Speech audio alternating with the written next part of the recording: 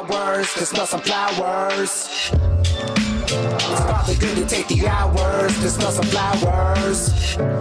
Hey, yo, be motherfucking winning. Get the air in my lungs and my life gets given. This moment, I'ma focus on existing. Feel the blood pumping, notice how skin is tingling.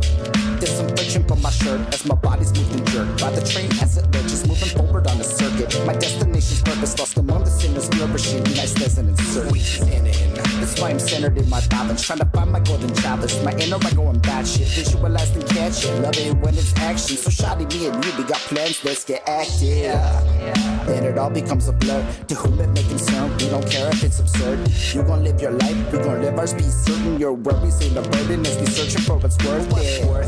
It's really nothing as it seems. The false societal sell the dream, the wise gon' hide unless they scream. The nice to finish that's because they tend to lie more than the mean, while the mean do selfish despite what others see. When I was young, my dad would give me shit for not stopping to appreciate the flowers. Now I'm a workaholic, overcommitted fighter, not resentment counting hours. It's probably good to take the hours to smell some flowers.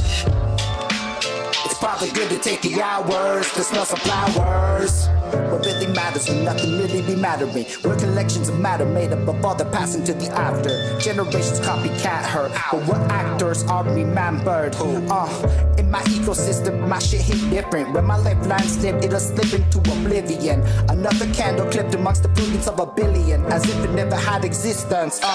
You only live once, that's why I hustle for my love. Cause real talk, when you slipping, you get fucked. So stack them dollars up, your value is not enough unless you can prove it's enough. Then you don't want others knowing stuff.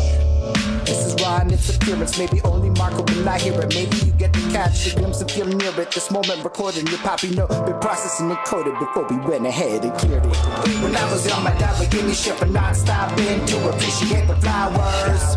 Now I'm a workaholic, overcommitted fighter, not resentment counting hours. It's probably good to take the hours to smell some flowers. It's probably good to take the hours to smell some flowers. When I was young, my dad would give me shit for not stopping to appreciate the flowers. Now I'm a workaholic, overcommitted fighter, not resentment counting hours. It's probably good to take the hours to smell some flowers. It's probably good to take the hours to smell some flowers. Ooh, I feel like singing.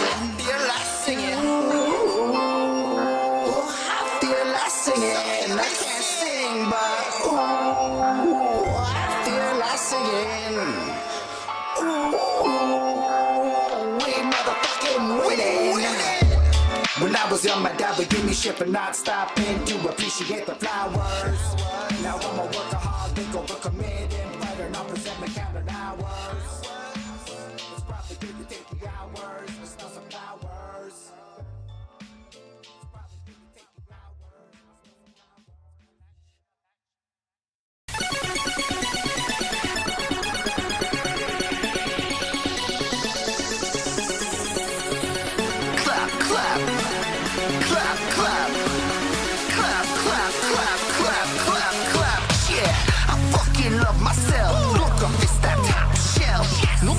Someone else can stop this piece, freedom, fuck you well. Over at this, that move on over against this, that I'm here, played over's played, so keep to the door, not a slave to the show, go for broke. We were setting lines, cause tonight this here's a vibe. Too heavy for normal times, this my diary of mine. Come into life with colorful style, everyone is right. Blinding lights and fantasies unite, I'm down to roll. Gotta clap those hands, set, gotta clap.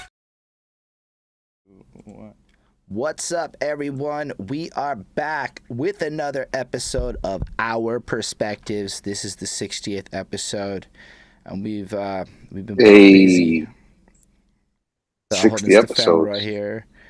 This is Liddy Bro Flacco over here, and yeah, we don't have any real planned episode tonight. So for our 60th episode, it's going to be a little freestyle. So if you come through and you got a couple topics you're curious to hear our perspectives on, then you can go ahead and throw that into the chat. And yeah, thanks for being here with us. We're live most Mondays at 7 p.m. Here and there, maybe a week gets missed, but lately it's been a hustle period. We're gonna be in Puerto Rico very soon. I think we're flying out on Oh the shit! 9th. Well, then you did it with the accent. Did I say it good? I was trying. Yeah, you did. Not bad, buddy. Not bad at all. Nice. I don't want to embarrass myself and out there. Now I don't want to say it again. I want to fuck it up. Nah, nah. Go ahead. That was good. That was good. That we was got wild, respectable. and is Montreal a bad place to perform? Yeah, we were just talking about the Rick Ross Dodging Manifest. We'll talk about that maybe after. But yeah, it's been a couple weeks. We weren't here last week. It's been really busy. I know that I've been grinding. My understanding is, Flacco, you've been grinding. But why don't you tell the people what you've been up to, as we do like to start the show going on. And I think you even missed the week before because you've been hustling I so did. hard. So you got like a couple of weeks of things to let the world know about. Yeah, for sure. I mean, really, it's just been, the. I tell people all the time, running a business isn't easy. People love the idea of I'm a boss, I'm a boss, I'm a boss, but they don't understand all the intricacies that actually come with running a company that's full of actual employees. Like over 100 is way harder than a company with an employee of one, which is the company owner.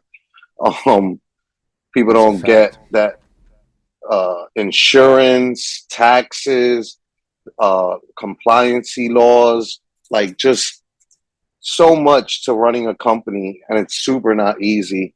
Um, but yeah, when you have great partners and like I do, and you're you're not running everything all by yourself, it's doable.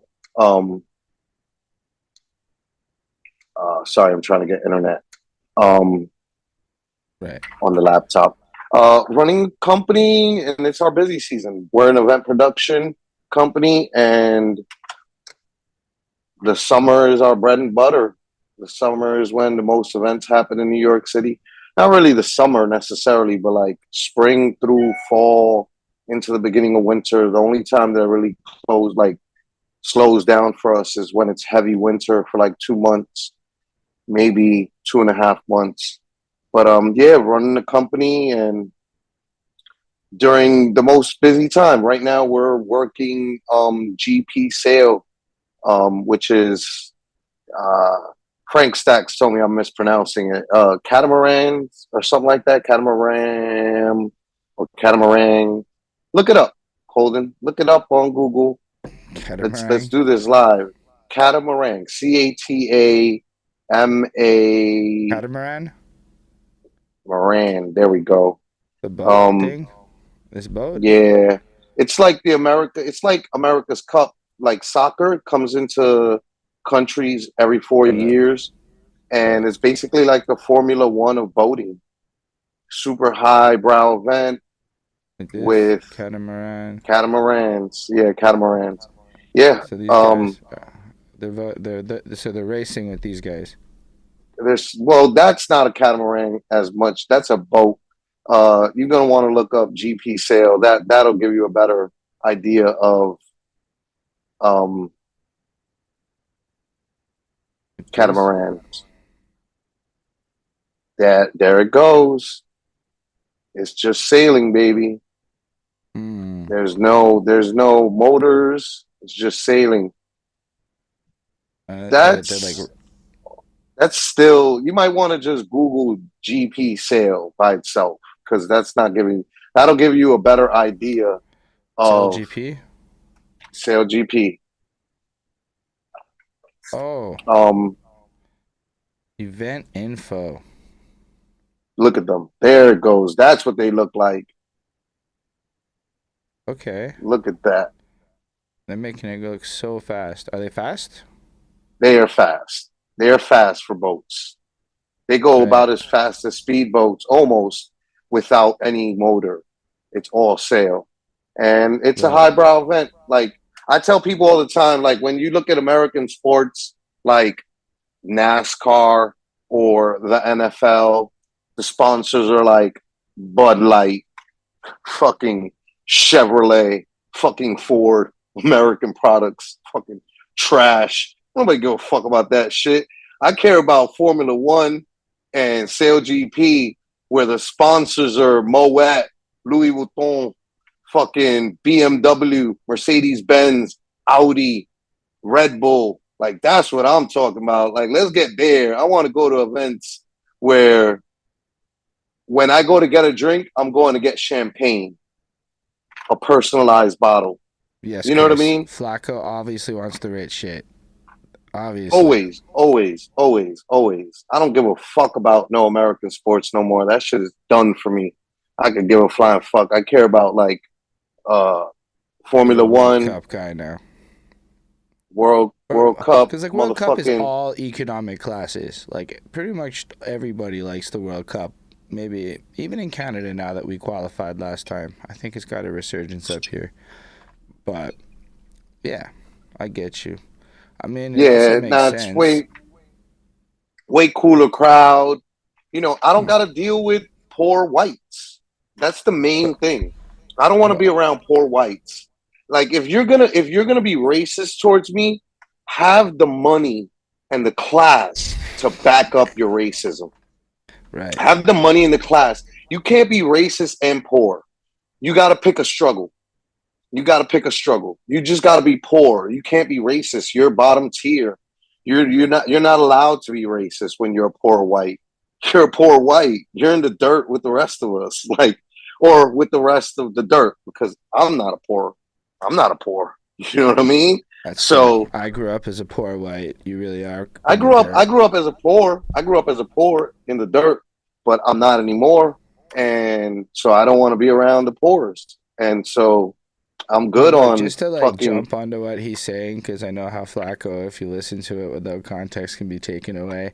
Like, there's a lot of validity in it. Like, I moved from being poor into the middle class, and then I started trying to fight my way from the middle class up into the upper class. And what I learned is, like, the only way to really do that, and you can go read all them freaking Tony Robbinses and all these people that you would just take seriously if not for me, and they're all going to tell you the same thing. You're like the average of the 5 people you surround yourself with the most.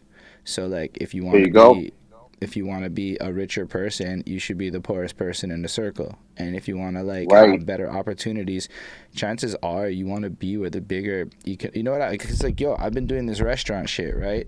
So like I've been going to restaurants of all economic classes, and I get to even sometimes go to now these influencer parties. I'm in an influencer group chat where like they collect the baddies to go to these parties, and I just I just watch because I'm like, I don't know if I'm supposed to be in this chat, but I'm here and I'm watching, and it's basically just like all the relevant people that are involved in like the fancy party crowd. Like there's the food people get invited because they want to show off their restaurants, but then mostly it's what I'm calling the cocaine dress crowd that gets invited into this environment. And then the guys that wear the flagrant, colorful suits and shit that come to match with the cocaine dress crowd. The alcohol is watered down, but in great amounts, and the food is very good and in small amounts. It's a vibe, but like everybody in that room I interacted with was an influencer who actually had a page that was popping. I met somebody that had started this streaming network, and she operates out of Harlem, Montreal, and Houston. And she's this black lady that. There's a Harlem and Montreal? No, you're Harlem. Like she operates out of. Okay, she's from Harlem. She was born in Harlem, copy. But now she's like spends like the way she described it, like a third of the year in Montreal, a third of the year in Houston, a third of the year in Harlem, New York, all to launch this streaming network, which is going to be on like Roku and other shit that you can tap into. That's dope.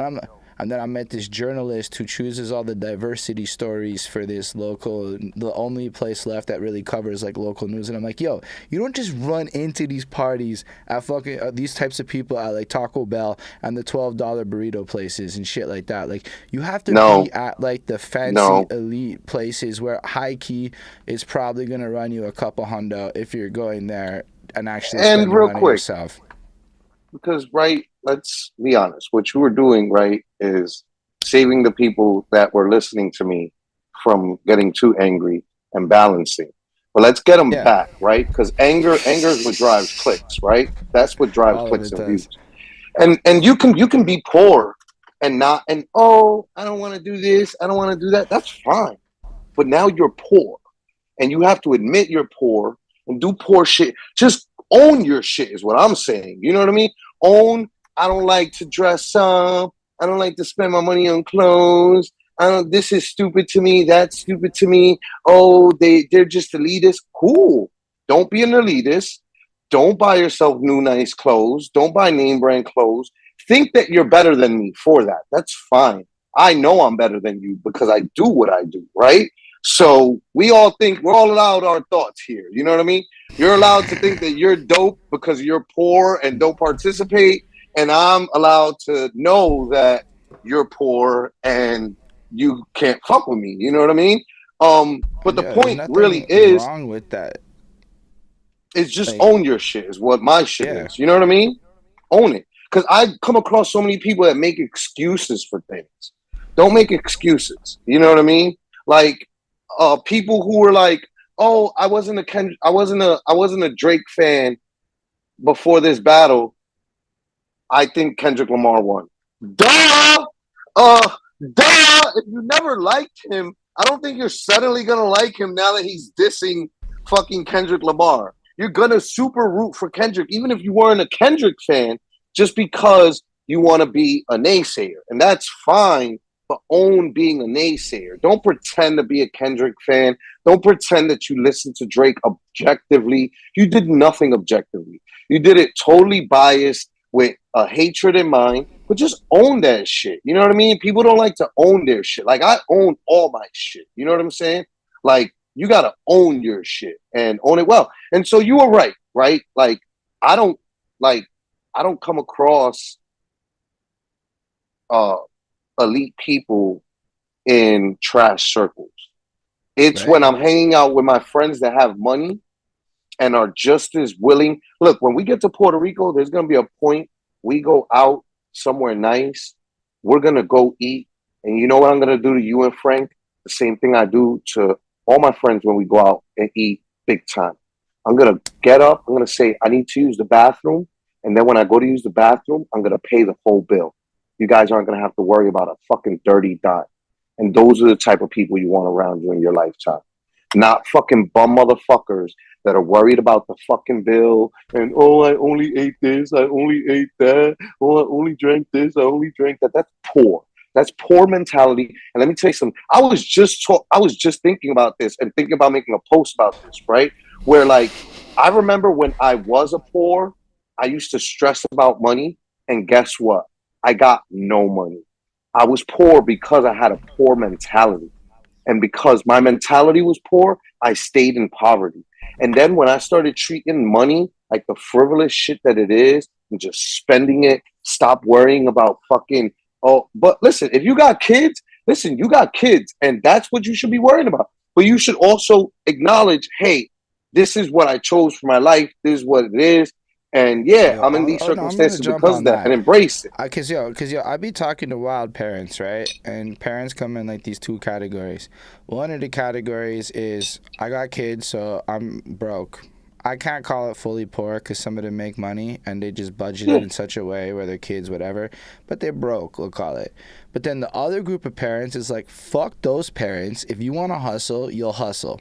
And somehow they're always right, able to pull off some shit. Because, like, I wildly right. go through the problem where, like, if I'm trying to vet somebody for a project to work on or, you know, like so I guess one of the biggest hurdles I face sometimes with, you know, the business side of life is fucking parents having no time.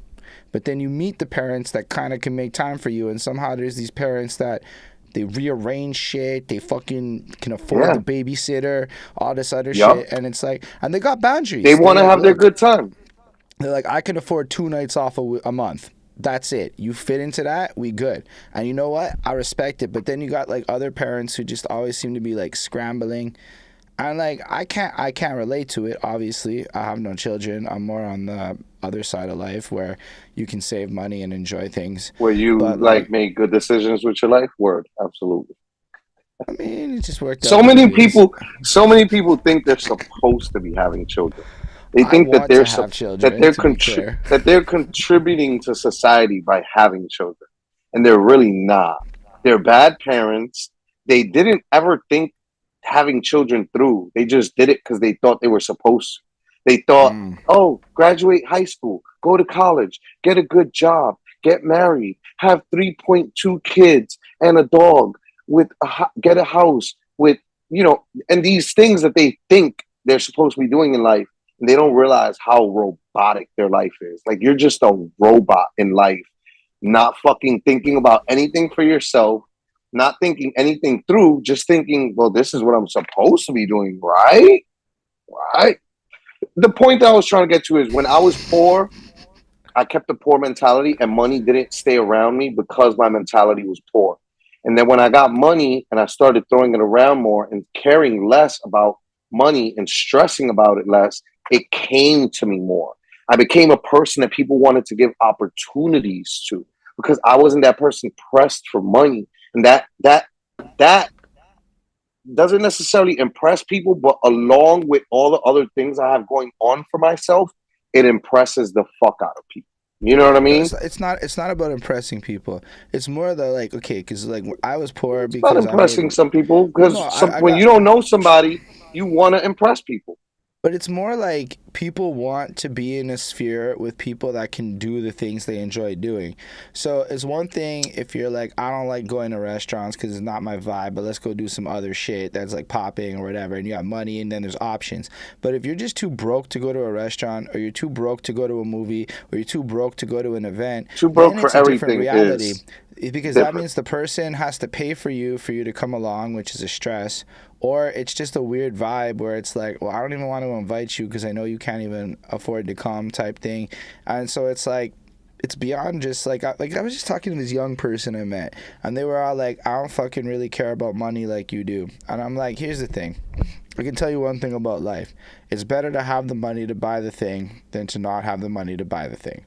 And like, it was just, she was like, damn, the way you put it is, it's like, it's better to be comfortable than to not be comfortable. And it doesn't get simpler than that. And so if you are unfortunately unable to pay for things, you have choices. Like, look, like last year, just a year ago, I hit a point where my income got real low and I was living off savings and shit. And then, boom, a year later, I think I work more hours now than I've ever had. Like honestly, I haven't had to work this many hours since I was like 22. But I'm making more money than I was making before. And you're making more money than you ever did. Yeah, I'm at like, and then there's more potential. Like, if I want more money, I could work more hours because that's the way the Uber game and shit works. And so, like, because of that, like, it just reminds me that a lot of people could, I mean, I guess if you have kids, it's different. I'm not talking, I guess, to the parents because I don't really know that life. But I would assume there's always an opportunity to elevate your stature if you're unhappy. But then again, I know people who on a Friday night, their biggest joy in life is to sit there, order the same pizza that they ordered last Friday, watch the same thing that they watched last Friday, and that is the highlight of their fucking week. And if that's you, all love to it. But it's just when people get mad that you out there like being flagrant, I guess. Like, I don't know. I just spent $140 on hats. So I can imagine, like, to some people, it's like that. You're $140 you're $140 happier though, aren't you?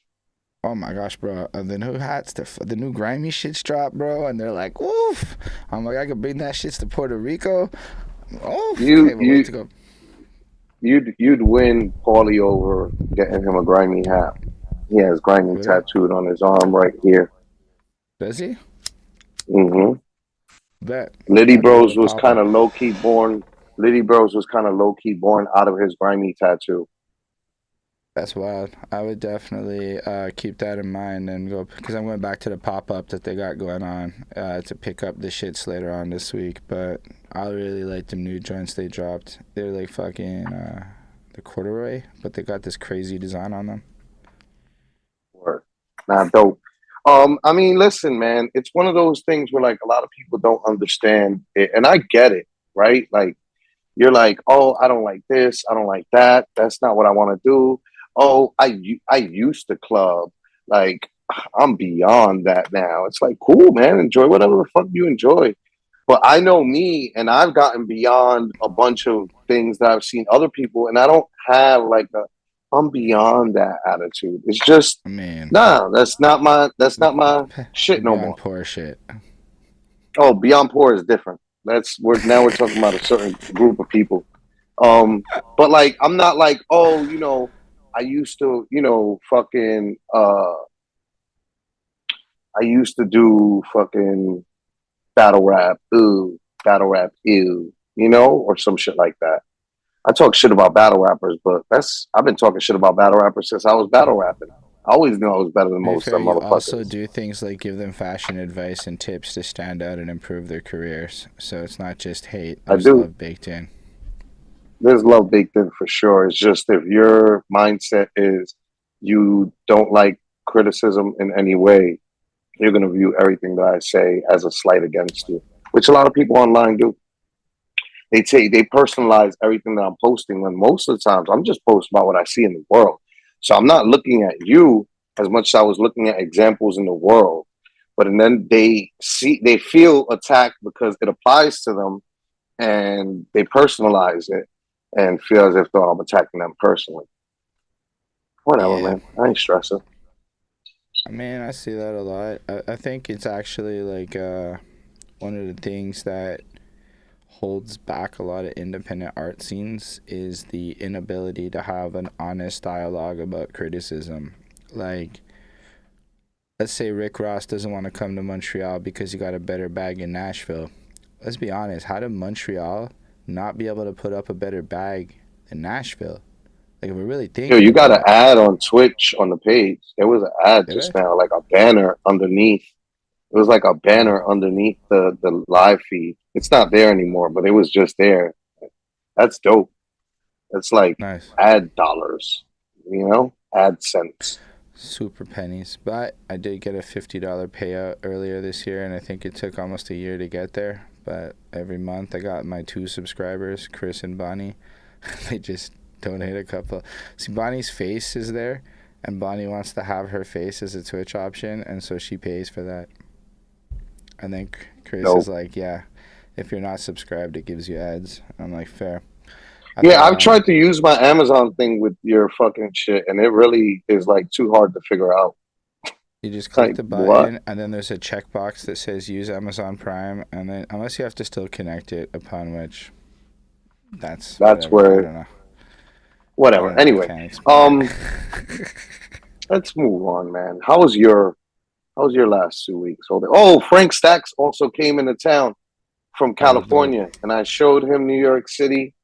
He left saying that it was an incredible trip, and he was just highly appreciative. He got the full New York City tour treatment from me. Um, yeah, man, Dope. he had a great time. He That's dope. I mhm. would like to meet Frank Stacks one day. We should Yeah, nah, go. cool guy. I mean, we had We should met go to LA one day. years ago in oh absolutely. We had met years ago at Broward Beatdown when I battled Knowledge Medina in Broward County, Florida. Um he was in town for the same battle event. And we met then and we hit it off then. That's what started the friendship. Um and then being on Facebook every day almost feels like he's my next door neighbor just in California. Um And so, yeah, it was super great to see him again. Um, Frank and me, I used to feel like Frank and me were like in the same weight class, essentially. Like he was just a smidge taller than me. But now he's like fucking wrestler fit, like he is fucking thing. And I Right. feel like it made him taller. I'm like, yo, did you grow on me, bro? Like, how did you grow as a grown man and shit? Like, that's crazy. Um, like you look too much like way bigger than me now. I don't like that. You made me cut you. No, I'm fucking around. Love Frank though, man. That's my guy. We recorded 3 songs too, so we worked too while he was in town, which is amazing. Like we fucking partied like rock stars and really fucking. I mean, as much as rock stars can party in New York City, from Sunday through Wednesday, which were the days that I was free. to take him around. And he arrived So Sunday. it's lesser partying on a Tuesday. I mean, yeah, there's still partying going on, but you know, less than it is Friday and Saturday night for sure. Um, that's everywhere globally, I feel, or at least everywhere that adheres to the 5 day No, work I mean week it's the same thing. You theology. can see the difference in the Uber on a Tuesday to like a Saturday. Like it's wild, different amounts of people out. Also, shit ends Yeah, wild earlier on a Tuesday. Like seeing shit at 2 in the morning exactly. is a lot rarer. So Frank Stacks was in town. I showed him the town. That was the last thing. Off to you, Holden. How was your last week? It was fun. I got to go to Sherbrooke, Quebec, and record a song from the perspective of a snake because the Plumber Brass Band wanted that shit. They gave me a beat called Super Snake, and because they're a That's what plug they in wanted. sister That's shit. what they wanted. And so I gave them a first draft, and they gave me back the voice note. And this is the first time in my career this has ever happened. They were like, "We don't really like this. Can you do something like from the perspective of a snake and make it silly?" So I did, and they fucking loved it. Smart. They were like, and they're all like middle of nowhere Quebec types, and I'm like, you know what? Watch this be the shit that blows me up in Quebec in these little hick towns because it's some bro. It's like I wrote this like the most basic I could, like as if it is a children's song with maybe Hmm. a couple innuendo bars, and I ran it and I said, let's try it and watch. Everybody's gonna love this shit. And it's gonna be like the fucking pickles, and I won't get rid of it. Yeah. It's one of those things where, like, usually when you don't try hard is when some of your best stuff comes out. I had a And crazy deadline. for as much as other rappers love to like, oh, like super lyrical everything, it's like your average listener just isn't too into that. Yeah, honestly, it had lyrics like "I tried to eat a cat and its reflexes" or whatever, and it was like shit like that. Just really stupid, basic shit. Because I watched a video about cats versus snakes, and cats will fuck a snake up. Even a big Yeah, they snake will. versus a little cat. It's crazy shit. Um, then yeah, Bonnie and I had our 10-year weekend celebrations and went to the Ormstown Nice. Fair, which included because that's like the That's kind of weekend. crazy. You guys have me and my wife. Um, like we're celebrating our 20th anniversary this year. But that's Yeah, it was beautiful. That's look. These are 2014. Went to the fucking rarefied mini air pot for and these shit. numbers. And Rarefied that's air for these numbers. every So year we celebrate went. that. We did. It was like it's like we went to we went all the way down there. We've been trying to go to the fair forever, but now that we have the car, certain things are just more accessible and on a whim. Hmm. And then we went and watched the Demolition Derby, which I have to recommend a Demolition Derby to anybody. I'm gonna say you might Yeah, I've not done think it's one. fun. Oh, not You might demolition derby. I've done monster trucks. no I Demolition could Derby see is how fucking demolition derby is fun cool. too. Like it's just watch because you don't expect it until the first time you watch a car smash another car, flip over a car, and you're like, I'm in.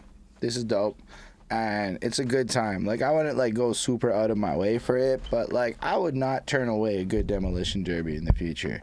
That shit wasn't good, but then it was like pouring fucking rain, so we got stuck in a barn with a bunch of animals, and that was super like middle of nowhere Quebec shit. Ormstown, the Ormstown Fair. But we walked around and I got a fried Mars bar. That was pretty good. It was super bad for me, but super delicious. Um, Otherwise, I've been doing a lot of filming because, like, with work, the regular filmers are all university aged women who are now on summer break. So only one of the three is left in Montreal, or they have jobs now for the summer and shit. And so they're all wild, like, pursuing non school shit, which means I'm there. And I've probably filmed like 15 videos in the last like 3 weeks at different restaurants.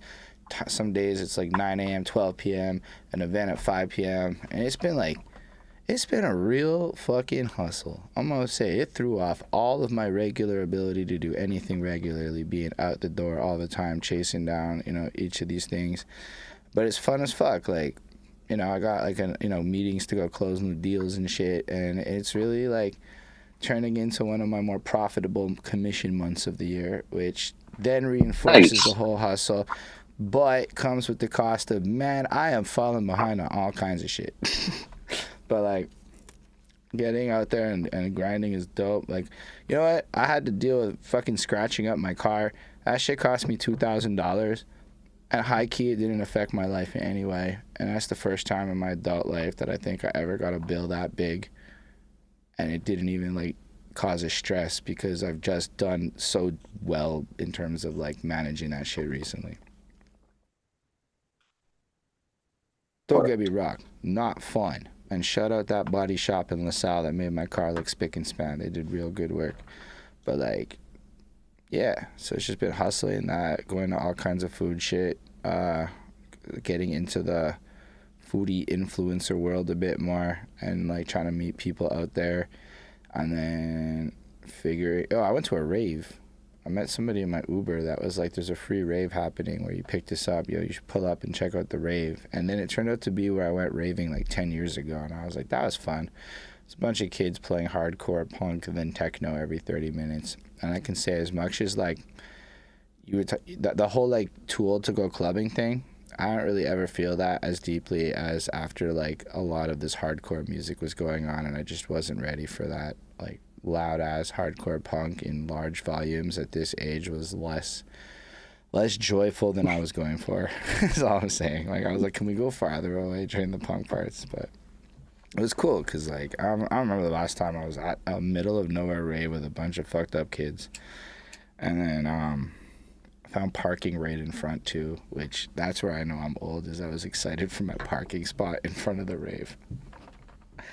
Otherwise, yeah, it's just been a lot of hustling. And then, like, I did just grind a lot. And then a lot more grinding to do. I want to like basically make sure that after Puerto Rico, the next shit's lined up. Like we're gonna go look at whales and Tadoussac or some shit. So it's just gonna be, well, make more money until the year's done, I think. And that's kind of where it's been at, is grinding. Because I like being able to. Oh, I bought a $30 drone off Temu. I haven't tried it out yet, but I bought a drone off Temu. I wanted to see how good it is. Don't bring that shit on vacation, bro. No, I got the drone. I'll take care of our drone needs. What's up, Daco Bacco? But like, that's not what the drone is for. It's more like I wanted to learn how to fly a drone on a cheap drone in case I'm really fucking bad at flying a drone and then I smash the shit into a tree or some shit. Like, I don't want to do that to the $3,000 drone. I figured also, right, there's probably a good video in, is the Temu $30 drone worth it? Like, you don't want to really buy it, but low-key, there's a curiosity. How good or bad is this shit? Then I found out it's illegal to fly drones in Montreal, so I have to figure out where I can fly the fucking drone. Is it illegal to fly in New York City? Nah, what? Of course. I've shot many videos. I've got drone footage in all of Livy Bro Volume 1 music videos. Wild drone shots all over the city. Right. So yeah, definitely allowed to fly drones out here. I mean, if you have your like license to fly a drone, it makes it even easier, which I do. Yeah, I saw that there is a license to get, and then there's also micro drones is what I think they're called, and they're just under the 250 gram thing, and then Transport Canada doesn't give a fuck about the micro drones. So like, if your drones, I guess it's because of like the threat side of drones. It's not for the filming and privacy. It's for the potential for bombs and other such violent shit. But like, yeah, that's my understanding from Googling. But anyway, yeah, I'm excited about my Temu drone. Good. Don't know when I'm gonna You'll learn. It's good because you'll learn how to fly drone. So you can fly drone while we shoot some stuff for me, and then I can fly drone when we shoot some stuff for you. And then it could be a reciprocal thing. With my little Temu knife.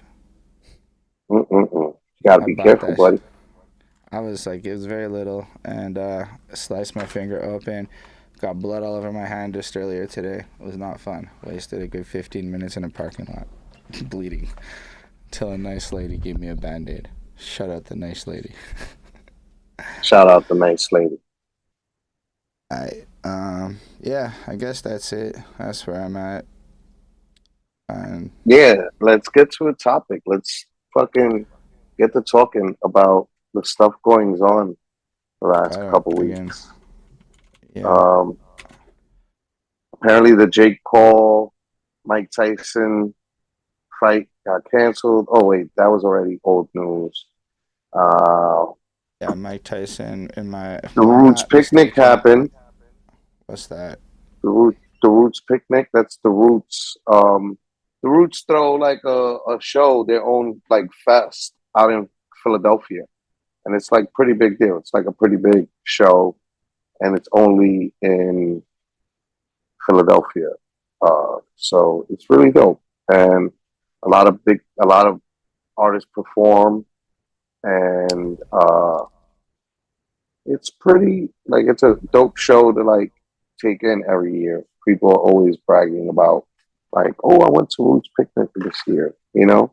Mm. Um,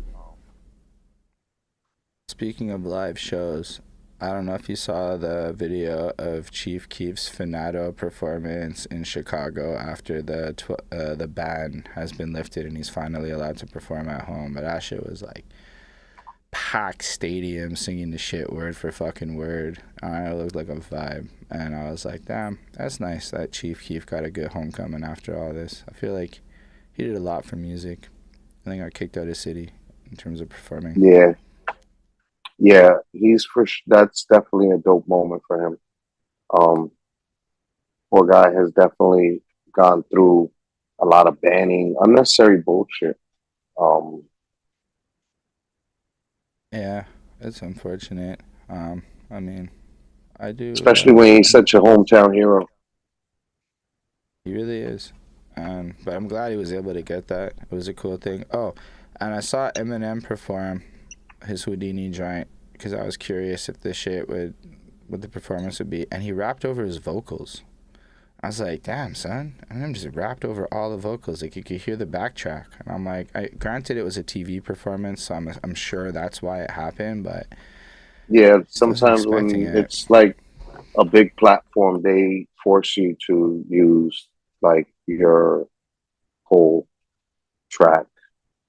Um, certain places like SNL or Tonight shows or like even some award shows are like that.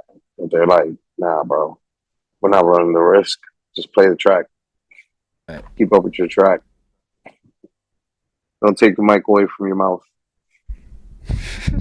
Don't Milli Vanilli yourself. yeah. Which is silly. But it's silly that it happened to Milli Vanilli. That song is good. The girl, you know it's true. That shit. Like I heard it the other night. Ooh. Ooh, I love you. I love fucking blame it on the That rain. shit's hard Yeah, too. yeah. Yeah, no, they had hits. It's that German dude. That German dude definitely like understood song structure and like how to make a hit record. And he was a great producer. Um, Yeah, I it's really. unfortunate that people were so unforgiving to poor Milli Vanilli. They were definitely like just, doing the best they could. And they were eventually going to get better. And they did. One of them, the one that's still alive that made it through the horrors of going from being famous to being nobody. Like he sings Blame It on the Rain now without any, fake vocals. He sings it himself. Like, That's give a dope. man a chance to grow into the person that you imagine him to be. Yeah, Instead of and like judging him for not living up to some weird standards you have. that's a fact. Well, I mean, I guess it was just because they won the Grammy and people were like shocked that it could ever be faked and shit. But like, in case people don't know, the media and the Joke's general on you. public literally pushed one of the men to death. Like that's Yeah, how it ended. yeah, Like it's yeah. That's how it like, ended for him. and that's Drug before Britney addiction and Spears and all them other persecutions yep. and sacrificial lambs that the media has consumed. Let's actually be specific. It's the general public. It's the people. Because if the people didn't chew up that type of stuff in such mass quantities, if people stop rubbernecking on the road when there's a crash, if people, you know what I mean, like people, there Yeah. would it'd be a different world. So like the world that we have is literally just what we've created as a society, and this is what happens. So like people are to blame. It's just people would never want to be blamed for that and would never accept blame and would immediately shift to like, oh, he has self. If he had self control, he control himself. It's like, or also if you weren't persecuting and wanted to like, tear somebody down and didn't consume content that focuses on such negative things, then maybe things would be different. But that's not the way it works. So here we are. Yeah, no, I find People it don't like wildly take. weird. I'm just like thinking of Britney Spears, right? Like everybody fought wild hard for this woman to get free, only for her to get free. And with her freedom, she chose to post a bunch of weirdo pictures, which is her fucking God-given right as an American, as I understand the American way and shit. And then the whole fan base started calling it out kind of weird and shit.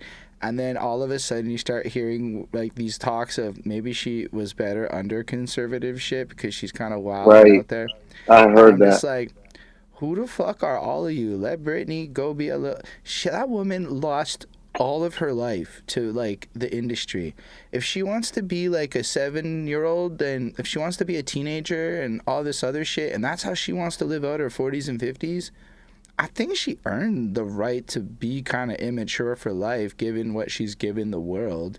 And she's given the world a lot of good music. And it's just so weird that like I think people just are still willing to torture her despite being the same people that like fought for her freedom because she was being tortured. And it's just like it's like there's so many people that got torn up by Hollywood. Like I think Amanda Bynes got fucked up, like Lindsay Lohan. Oh, Gosh, the look at list Lindsay is Lohan. endless. Then And it like started way before we were born. Like these are just examples that we have yeah, in our Marilyn lifetimes. Monroe But is a perfect like, example. yeah, Marilyn Monroe is a perfect example. She also wasn't the first. I think Audrey Um, Hepburn was fucked up like that. is wild people that it's just like, yo, fame is tough to deal with when there's so much scrutiny being put on you by the general mass public over things that is just like, really, you fucking weirdos, chill out. Like, and who the fuck do you think you are? Like, you're not my judge, jury, and executioners. But people designate themselves those roles because they want to feel powerful because they don't have control over their egos. And so Yeah, here we I don't are. know. This is our Or society. it's not that different than the Romans sending people to fight animals and then everyone else watching that shit for fun. It's Hmm. arguably quite similar. Yeah, no, I'm not saying that that our generation is the beginners of any of this. No. But I am saying that with every living, breathing moment that humans have, we have the ability to change our circumstances, but we choose not to. So that blame does go on us, you know? Um, Yeah, yeah. I'd say that. You see it a lot, especially if you live in. Litty bros. While depressing subject, while fucking fucked up, like, assessment, and then it's like, litty bros. That's just the volume 2 Word. experience. I've also been recording wild music, yo. I can't wait for us to be on the trip together and be able to play you guys everything. It's a lot of fun music in there. A lot of fun music. I So can't wait to use you guys as a uh, um, what do you call that? Beta testing or fucking product testers, or you I was know, gonna say it's a soundboard, but I think that's an right, expression that would fit. But all of that works too. We could run the beta right. test to your album and run some analytical shit. At 7 p.m. on a Thursday was the vibe proper for this track. But no, I mean, like, you get a sense of, like, Yeah, reactions, and I mean, you should be watching for that kind hmm, of shit, in my opinion. yeah. I'm But always watching for that type shit. Fact. it's like, sometimes I don't like a song, and then I hear a song when I'm drunk, and I'm like, this shit's great. And all of a sudden, I really like the song. And then when I'm sober, I still like the song because it just took drunk me hearing it to like having. That's a lot of what happened with Drake and me is like, it just took me being drunk in the right place to understand Drake's music. Right. Gotta just be having a good time. Yeah. If you don't ever have a good time, of course you don't listen to Drake or any like, you know, music where people sound like they're happy and fulfilled with their lives. You're gonna always gravitate to like You the could argue depression. that Drake does not sound fulfilled with his life. He sounds like he's on a I mean, constant quest to fill some like hungerous void, but he has the means to fill that void at a level that's bigger than everyone, and that creates a bigger means to fill a bigger void, but it's highly interesting to watch and consume because Drake can say things and they're just true in a way that almost nobody else can say because he's just done such superfluous shit across music and has such superfluous wealth and access to wealth that he's kind of out there in the world. He's like a Jeff Bezos of music or some shit. what? I mean, Yeah. could be argued that a lot of people like covet that like lifestyle. You know, most people want to live a life where, you know, they're number one on the radio a lot, or everybody around the world knows them. They have relations with all sorts of women. Good Lord. He Um, married 37 women in one video. right, right, right. I know a guy with 4 wives, and Liddy Bro, shouts to Liddy Bro Paulie, and that impresses people, right? Most guys, to be exact and specific about who seems impressed, right, are like other men. Um, so I can only imagine, you know, guy like Drake, yeah, makes sense to marry 56 women in a video. You know, I mean, pretty sure also, it's not far off how things can be for him. he really wanted it, he could end up in one of those situations. Plus, there's definitely people in certain countries in the world that have 37 wives because they're wealthy like that, and there's not really laws preventing Yeah, that, and like some diamond mine shit and whatever. And so it's not even like, well, it's superfluous for it's our standards, depending on where you are. Money buys you whatever you want, for better or for that's it. worse. Yeah, I don't know what else to say about this one. Terrence Howard Oh, I went did up watch that. to Joe Mm. Rogan and started questioning general basic mathematics and saying that um, 1 times 1 is not 1, but actually 2. And I forgot what other crazy shit he said. He Um, did apparently get a patent, so shout outs to him for he getting a did. He patent. definitely did get a patent, and he showed that like major companies have like used his patent, whether it be Amazon or Apple or Samsung. While companies use his patent, but at the same time, none of those companies like I remember like thinking about it, and I'm like, I mean, like right now, Amazon, none of these companies are really known for their virtual reality. You know, they're known for other things. Will they be Mm, successful in that like arena? We will see. Who knows? inevitably. You know. Flacco, Um, the second they come out with some fucking glasses you think look fly, that will also let you work more efficiently and will also not make you look like a weirdo in public, you're gonna end up on board. there's a headline on TMZ saying Terrence Howard says Jim Crow laws of mathematics hiding the truth. Um, But I watched all of Terrence Howard's response video, which was by far one of the best things I've consumed on YouTube in a very long wait, time. response video to what?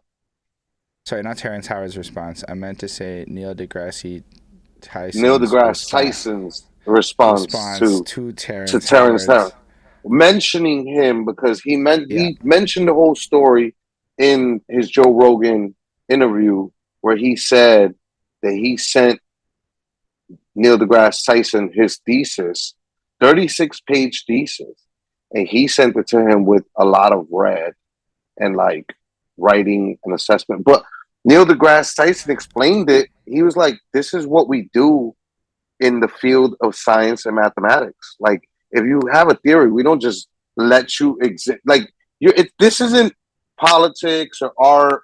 We're like, oh, we could debate, who's the best MC, and it's like, motherfucker, that shit is subjective. Whoever you think is the best is going to be the best to you. You know what I mean? Even if we got like on a grading scale we all agree upon, we're still very likely to end up with different uh you know people as our, like, quote unquote the best. But like Right. in mathematics, there is none of that. In science, there is none of that. It's either right or it's wrong. Like, this isn't an opinion. And I've noticed that nowadays more than ever, like, most people really just think that their feelings are facts. And it's just like, that's not the way that the world works. Like, I don't at think people all. really like understand what science is. Like, unlike a lot of the people I see online, I went into sciences. My parents peer pressured me to take science in Canadian Quebec Special College. But then what I ended up doing was switching into psychology, which forces you to do a bunch of stat shit, and you learn about like the actual science of statistics and what they all mean and the layers of statistics, because like people don't, and then you like get into conversations with people online. And one of my biggest pet peeves since fucking COVID is how all of a sudden everyone went from, like, do you remember before COVID, everyone hated math. Everyone was talking about how math was useless and they never used math in school and it was such a waste of fucking time in high school. And there's like fucking that Boy in a Band song fucking questioning school that went viral and all this other shit. And then all of a sudden COVID hits and everyone knows stats and everyone can break down all these graphs and data and everything. And it was just like fucking overnight everyone got stat degrees. And I'm just like wildly confused how this happened. That the whole population just changed their mind on math overnight because of the virus. And like you just end up in this situation where like people don't really know how science works because they've never read an academic paper. They don't understand the peer reviewing process, which is what Neil was describing, was how like the peer review process is you send it to all of your buddies and they beat the shit out your fucking work, and then you thank them for this because you kind of want your work to be beaten down by your homies before your enemies get a hold of it, because that's what happens next in the world. Y'all don't know, academia is on some Game of Thrones shit.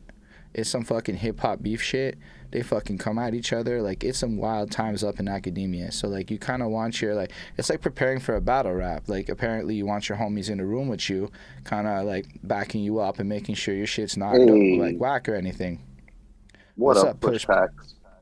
And so, like, You're that's how the peer review process works. And as I was watching Neil deGrasse talk his shit, I realized that's the problem with the music game, is because we don't really like that, so we never do that much. And so a right. lot of mediocrity and I'll be honest, I'm not the best at taking criticism. It's something I actively work on, and for like a good decade I was garbagely ignoring all the good criticism, only to take all their advice 10 years later and see much better success in my life. So it's just kind of how it goes.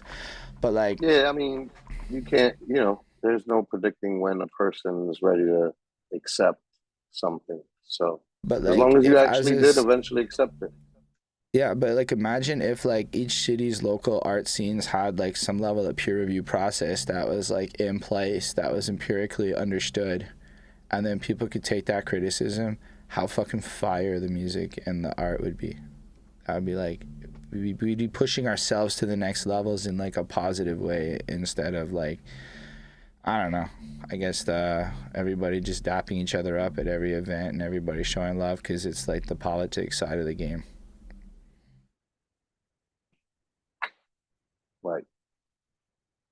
Yeah. I was looking for more news to try to cover. Yeah, it's fair. Um, I'm like, what's on Twitter? uh, there's a lot of Drake news. Did Pharrell take shots at Drake on the Despicable Me song? Fans theorize Drake's vague Instagram post is aimed at Joe Buttons for this reason. Uh, Drake called Elliot Wilson a rat. You know, Joe Buttons doesn't like Drake ghosting him after Kendrick beef ended. Ooh, speaking of Lot the of Kendrick beef, with Kendrick's upcoming performance on June 19th, there's a lot of speculation on how he's going to approach this live show because it will be his first performance since the beef has ended. So there's theories ranging from he's not going to touch any of the diss songs to he's got 5 extra diss songs in the tank that did he's the going beef to end? debut. Like that. That's I kind don't of like believe it a. ended. Personally, no.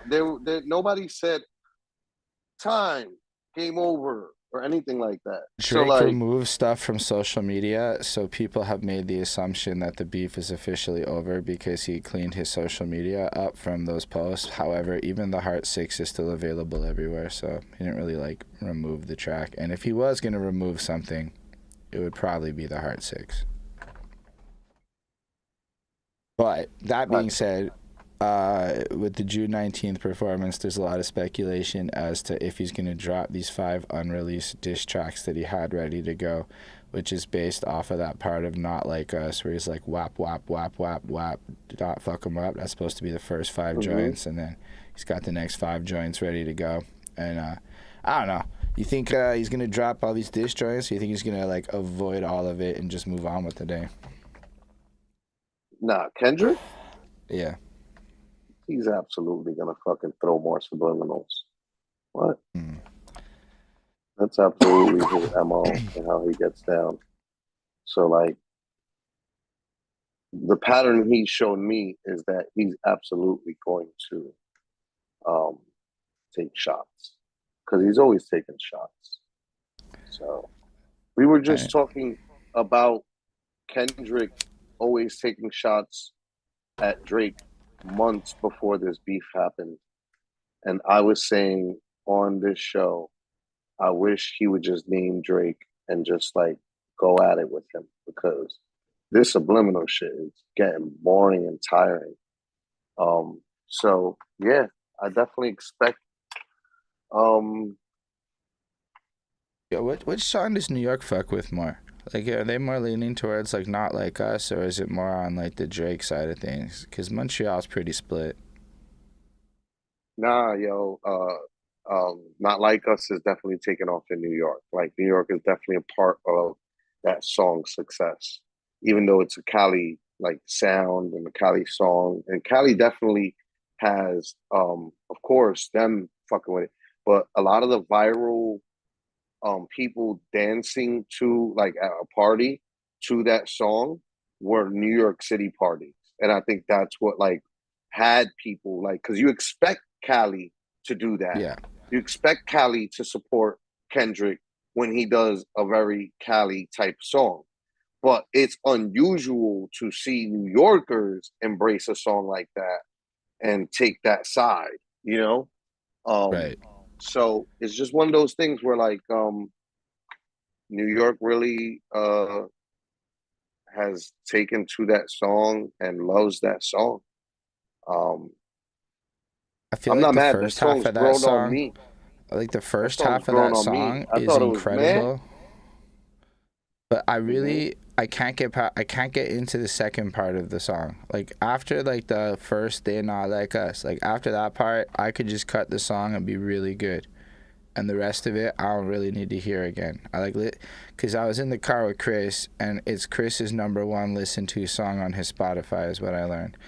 And I'm more on the Drake side of things. I've been bumping the Family Matters and Push Ups a lot more, and so I listened to Not Like Us again just to like see what I was missing. And I'm like, man, it's not what he's saying. It's just fucking like going back and forth on the fast shit that I really was not. I wasn't into the way he did it on this track, and I just don't like the second verse very much. But yeah, basically, I enjoy the track up until that part. Anyway. I mean, but you enjoy it. Yeah, nah, Wow. I definitely fuck with the song. It's grown on me. Wah, wah, wah, wah, wah. Ah, fuck him up. Yeah, that part is really fucking good. Like, really good. Good. Really good. Yeah. I don't know what other news is out there. What are y'all watching? There's a bunch of you there. Somebody throw some news topics into there. He's like unsure Um, at the moment. what else happened recently? Um, Oh, Chris watched we Donald covered. Trump and Logan Paul have a conversation, which is That's quite validating hilarious. for That is YouTube. crazy. That is Logan crazy. Donald Trump might win this election. Definitely winning this election. I'm telling you, Yeah. I don't call shit. I don't call shit like this. I'm not that guy. I'm not a gambling man. I don't like gambling. I like sure things.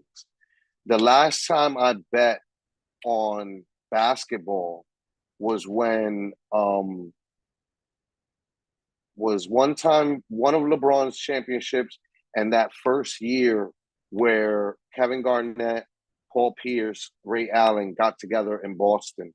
Like I could see their synergy. I was like, yo, this year is a wrap. They are winning this whole thing. I'm betting it on them because I know it's a sure bet. And so that's why I'll bet. And Donald Trump winning this election is a sure bet like that. Like if there was money on it, I'd absolutely be willing to bet on Yo, him but because I know what the fuck is gonna happen. is it Like it's illegal to super bet on like elections? I don't know. I don't think so. I'm pretty sure Because it's fucking New York City be like I promise you we do it and we do it well. and then apparently Logan Paul's trying to get Biden on impulsive. Can you imagine the dude from the Suicide Forest in Japan has both the presidential elect candidate and then the president fucking. That's a crazy I could world that totally Logan Paul got all that shit. I could totally see that though. This era that we live in, this is what everything is, you know? Just goes to So show that your past can't always hold you back. Because Logan Paul came from some fucking really bad ridicule to really being a work. respectable dude-ish. And then I they're mean, all I don't know if I'd call him respectable dude, said but ish. He tries harder with his privileged even the white boy ish shit. is like, I guess. I was just watching him lose his shit on the HBO interviewer that interviewed him for his show and him complaining about the show coming out on YouTube versus it coming out on HBO and this Right. and that. But it was very superficial. And like I could tell that like that kid, those two guys are not like maturing in any way. They're just getting better at hiding their immaturity and their, lack of like fucking actual care for things.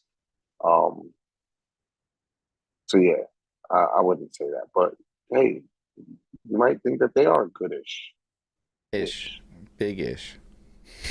No, I mean, I Yeah. feel like they've matured more than they were, and maybe it is just hiding it better. I don't remember which one of them's in wrestling, but that one's fucking killing it in wrestling and really doing that shit right. And that kind of fake energy is perfect for the WWE. It's perfect synergy. Um, but yeah, I'm just wilded out by the fact that Donald Trump, being a former president, validates this YouTube verse platform in such a big way that like you can't really ever take that from Logan Paul as an interviewer. Like that's a Nah, big ass yeah. interview.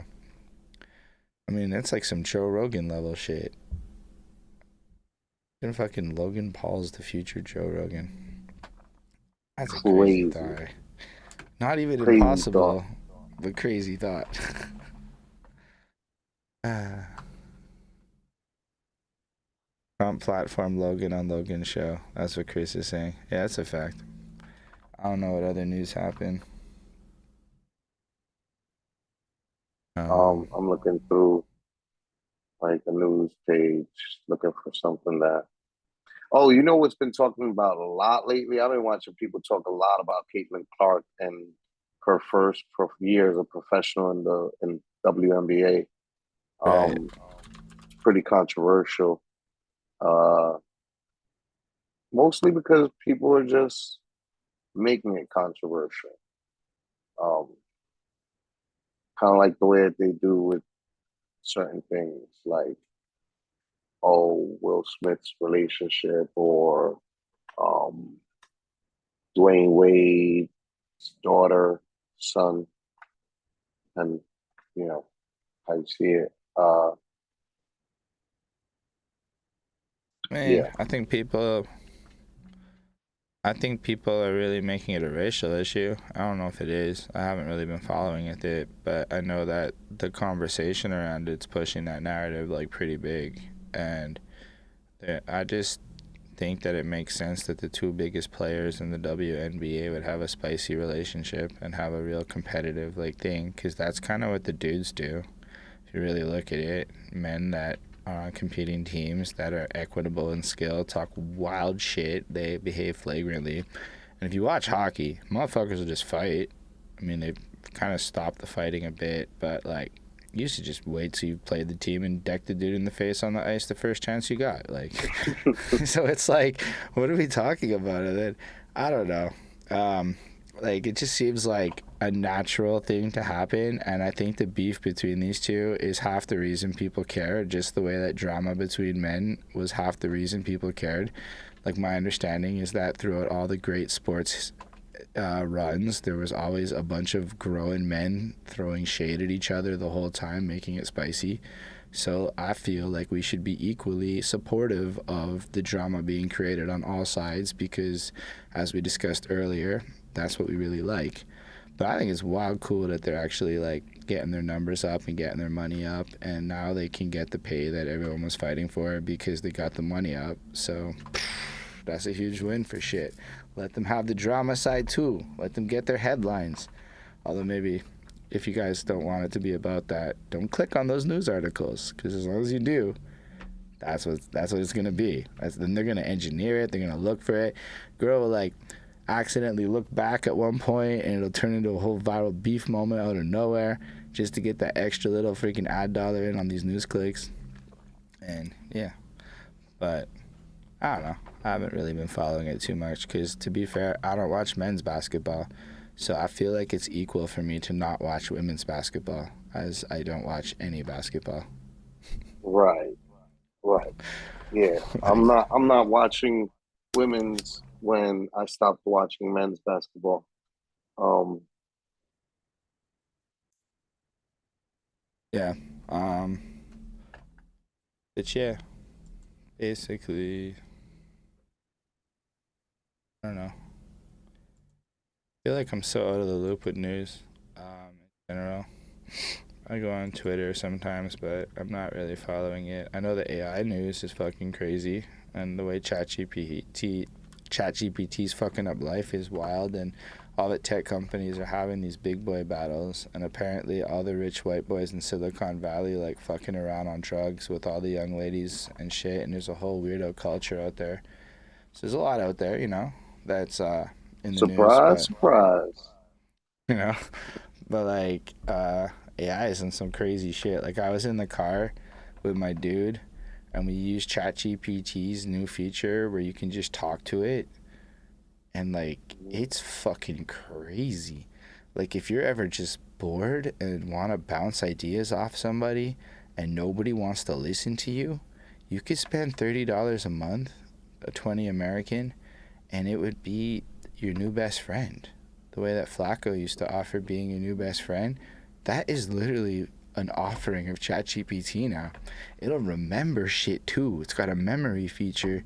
And so you can just have this conversation with it, and it'll keep track of your shit, and then you can use it to kind of build out ideas, and you can do all this while you're stuck in fucking traffic now. It's wild. Like, Wow. I've been really using it for work now, because like, I sat there for like the 10th time being like, I can't come up with a fucking caption right now. I said, fuck that. Let's use ChatGPT. And bro, this shit's better than everyone at like what it does.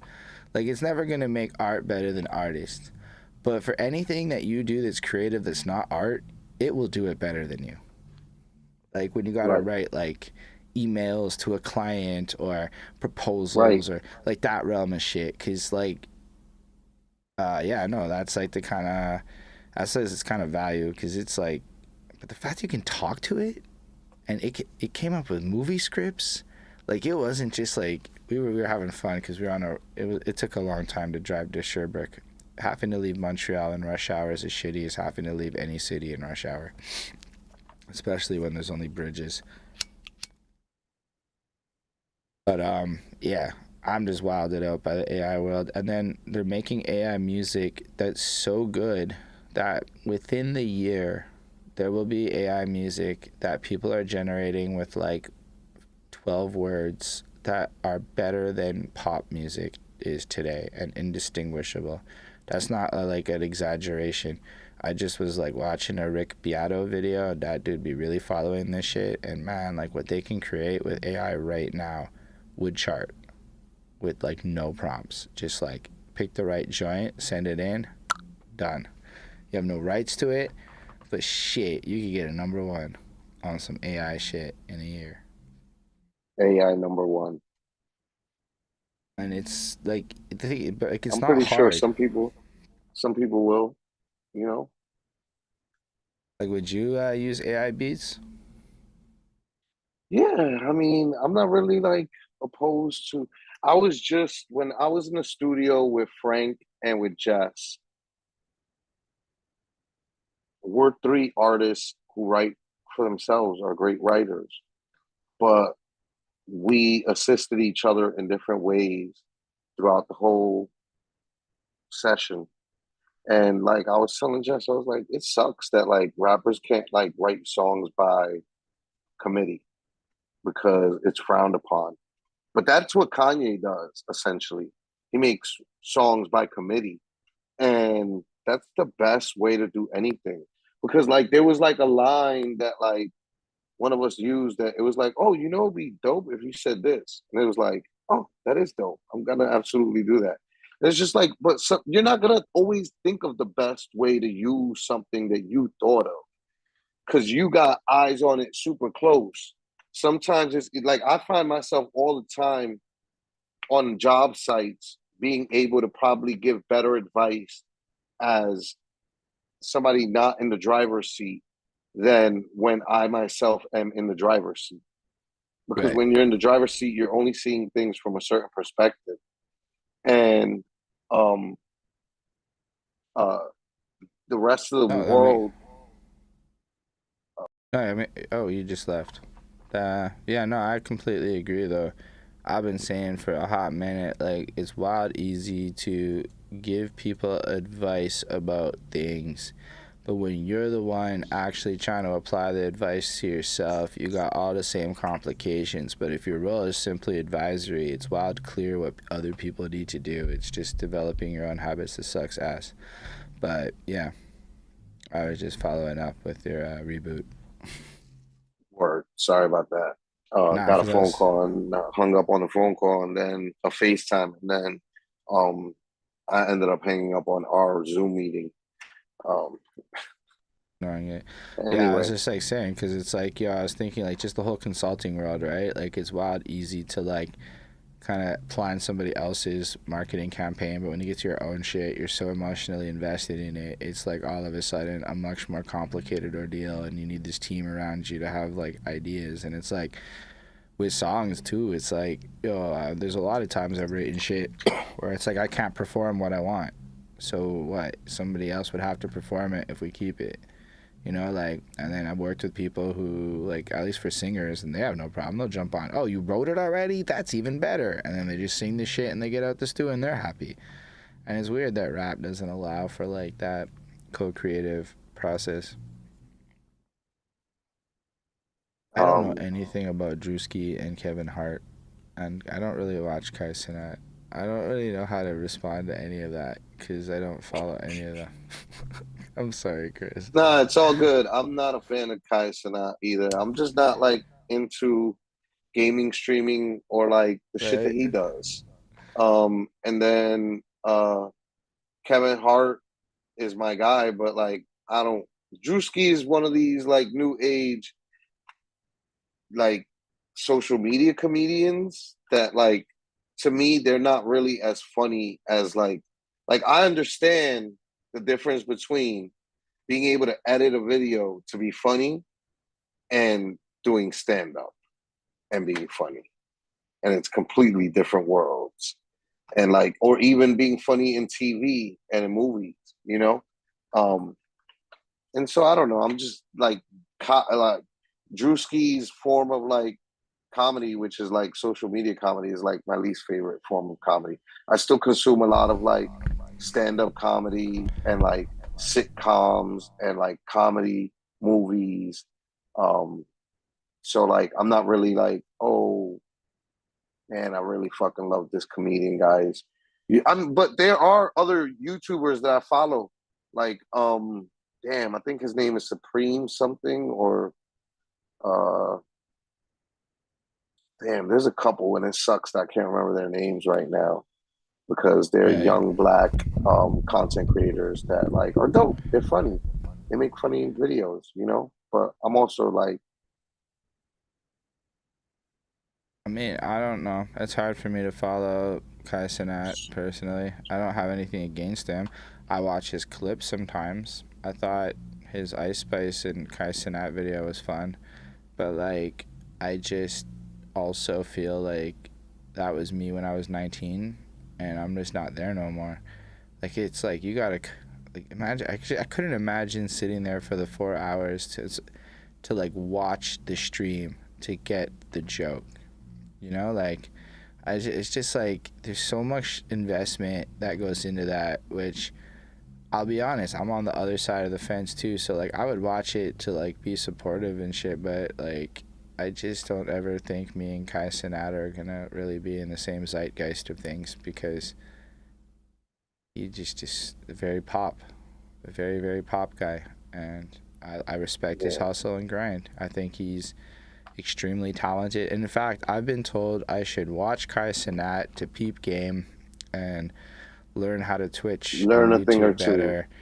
And I haven't yet got to it. And so, but my feeling is like it would be like going to school more than it would be like this, because like that's a lot of young people, you know, like a lot of them, and a lot of internet young people, which is probably somewhere I should be. But it's like going to the club when you're not like, you know, you don't feel like you're in the right club. Not that it's a bad club, but you're not really in the right club for you. Like you're into punk rock and you end up at a dance club. Yeah, everybody kind of giving you the stank eye, like, why are you here, outsider? You don't belong here. You're not like us. You're not like yeah, a lot of dancing and a lot of screaming and hype train shit. And I just never got into gaming content like that. I tried to make it, and I just even making it was hard because it just feels like you're just playing video games and talking. And I guess that's the point, but never picked up in my life. Word. Whereas going out is a lot more fun. I like the outside world a lot more lately. And Kai Cenat's not outside. Did you hear the Wagwan Delilah song?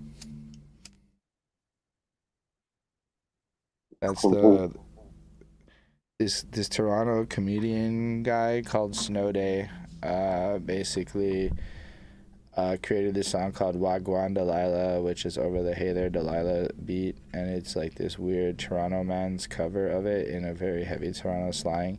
And then all of a sudden this song appears one day with Drake on the second verse, and it's like actually Drake, because like you see them filming the music video where like Drake's on the guy's account, and I'm like, fuck, eh? And it's just this weird 8-bar verse. Then it's the first thing Drake released since the beef kind of simmered a bit, and it's this random remix to Hey There Delilah, and it's really weird. I got stuck in my head for a week, and then I forgot about it till just now. But he has a line where he's like, you stay inside like Kai Cenat or some shit like that. And I'm like, fair. Yeah, Drake was out there dropping his Toronto slang, and he got mad that some girl fucked some other guy. And I have noticed that Drake does not like his women having sex before he gets to them. I think Drake wants to fuck virgins, because he's got quite a few songs now where like, if you have somehow had intercourse before Drake gets to you, it's like this disappointment. Or at least if somebody on his team has intercoursed with you before he gets to you, you're like sullied in some way. Because it's like a few times I've heard Drake kind of take on that line of thinking, and he was like really about that in the Wagwan Delilah joint. And I don't know, Word. that's a man filling a void to me. Word. I'm definitely not down for that type of like. That seems weird to care about something like that. You know what I mean? Like Yeah. when I was a teenager and I was a virgin, I already had the mentality that I didn't want to have sex with another virgin because I didn't want to be with another inexperienced person. I wanted to be Right. with an experienced woman that be able to teach me a thing or two. So like, you know, to me, and then even when I was a young man, I coveted being able to like uh have relations with older women because I felt like I would learn things. Those are good It was not. relations. It was never the wave for me to like. Oh man, I'm fucking this virgin. It's like, oh, so you're fucking this like person that doesn't know how to tell if you're good or bad at sex. Like that's not impressive. You know, that's not impressive in any way. Not at least not to me, but some people, that shit is the wave. There's like I mean, I contingency of guess men I think that don't. if I it has to do with like the competition side of it all, like how men be wildly obsessed with penis size, but like facts is she probably banged somebody with a bigger dick than you if she was out there at all. Like it's just stats is stats, bro, unless you really packing like that. And apparently those dudes have very bad sex lives because they're too big and it creates big problems for them, I which is mean, not. really, I think this is a matter of like, you know, people not understanding where like it goes to show you how like guys can get caught up in not listening to women and Facts. believing guy shit instead of like listening to women.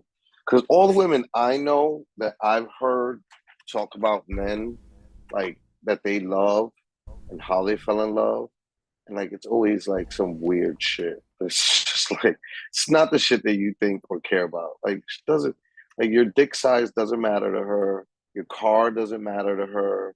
Like the your fucking stats at fucking killing people on fucking what was it called? Call of One of those Duty. shooting Call of Call of Duty. Duty. You know what I mean? Like I'm that gonna doesn't throw it in impress here. her. That might actually work against you if you start talking your Call of Duty death count. It doesn't Right, scream right, hustler. right. Like those aren't the things that impress her. And like just because she's into anime and you're into anime doesn't automatically mean she's gonna go up the buttons for you.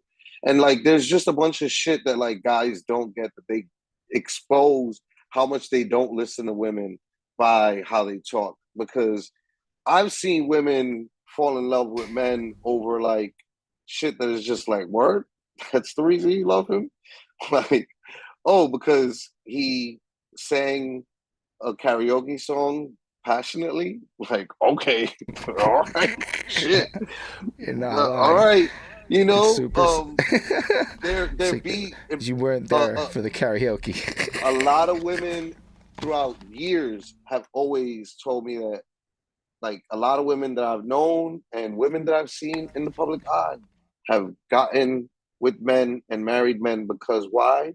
What's the like Family Feud? What's the number one answer? Because he was funny. Like that's it. You know what I mean? He could make So me laugh. If you get laugh. He that, could make bro. me laugh, right? So it's just like women. If you listen, women don't really care about your dick size, bro. Like that's all you shit. And by the There way, is like you, like a lot of comparatively modern speaking, technology that is able to help you if that is a concern. A lot of modern technology. you're getting weird. Not you, like the guy that's thinking about that. Where it's just like, bro, you're gonna change yourself because of insecurity. How about like work on your brain so that you're not fucking a victim of your insecurities? That's That's a like fact. better business management, I think, you know, than I fucking was just thinking getting about micro surgery to penis people, and those work. are very small. And Yo, I was like, there's a fetish out there for that. There's wild women out there that facts. probably are like, yo, I want to fucking suck the shit out of that fucking micro dick. You know, like, yo, women are You know, again. if That's you a listen fact. to them, they're not monolithic creatures. Women do not just one blanket thing. All of them applies. Like that's just not the way that shit works. So like chill Yeah. out. Stop getting caught up in your fucking male ego insecurity shit. And like listen to women, and like you know, life will probably be easier for you. That includes Drake, if you're listening. You know what I mean? Do you think Drake should listen to women more?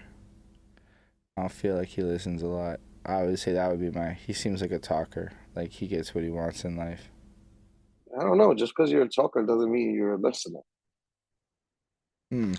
Maybe he is a good listener because he is quite successful in certain domains. Maybe that's his charm. Maybe, maybe not. That's fair. We don't know the Yeah. man. No. We don't know what the fuck he's like. I'm definitely not gonna, But I'm just giving general advice, right, in regards to this subject. And so, because the subject stemmed from the conversation of him and women, it's like, hey, Drake, if you're listening, listen up. Shout out Drake. Word.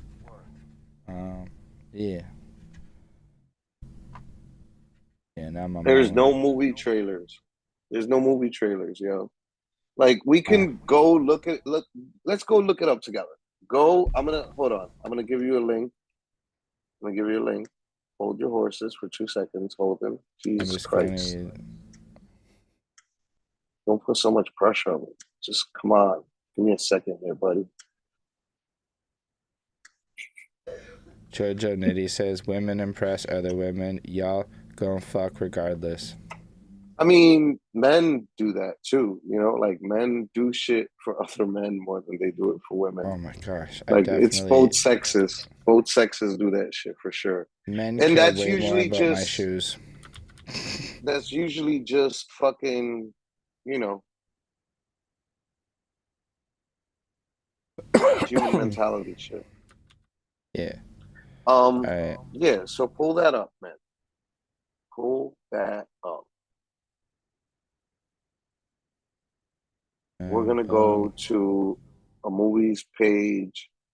I've recently started going here, even though I personally speaking have like a YouTube playlist of trailers in order of when they're going to release in theaters in my like YouTube page, like a private playlist, and that's usually where I pick from. But like when I look at my list, I'm just like, I don't even have anything. This is the one weekend that I didn't have anything. Like So for I had those, stuff. I had 1, 2, 3, 4, 5 trailers for the weekend of 6/12 through 14. And then I have 2 trailers for the weekend of 6/28. But for the weekend of 6/21, I don't got shit. I tell you this, you know what we missed last week? Fucking the Bad Boys trailer. Oh no, wait. no, we did That's watch the Bad Boys weekend, but- trailer. You guys did Bad Boys trailer. You did not The Boys season 4 trailer. We missed I'm so that. excited that's back. I just found out it was back. Inside Out Part 2 trailer. A movie called The Watchers trailer, and then Ultraman Rising, which like I've covered Ultraman trailers before. Bonnie, I think, had questions about the fandom just off that. The Watchers is garbage, Chris Chrome said. Yeah, like it's pointless to do those now that they've been out for like fucking a week and shit. But like dead ass right before the stream. But then I was you look watching at a Boys recap. this, So and it's excited. like, man, ain't shit coming out this coming weekend. I guess The Exorcism. I mean, is it like literally every day? And then, but I guess they all come out on Friday. Yeah, Friday. Yeah, I mean, let's watch a trailer. Let's watch a trailer. Let's hit that. The Bike Riders is clearly so if you click that, it opens the trailer. Yep.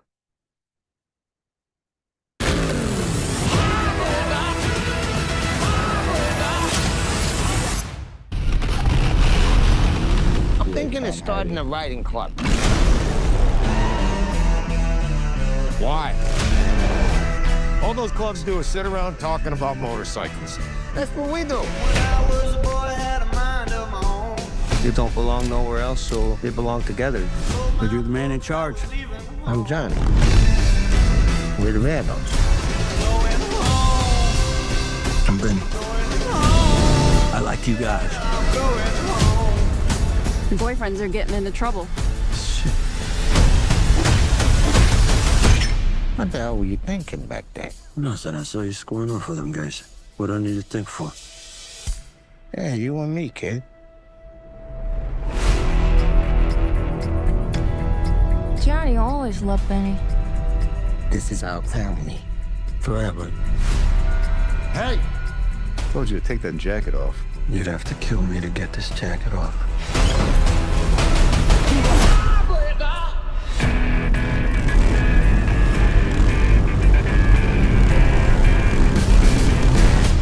I don't want any trouble here. Then I'll let you lead. What about the bar? Burn it down. We gotta go. Nah, we don't. You're scared of us. These young guys, they ain't gonna follow nobody except somebody who can hold their own. The club is changing. Running drugs, gambling. Is that who we are now? You can't have him, he's mine. If he keeps riding, he's gonna die one way or another. I need you.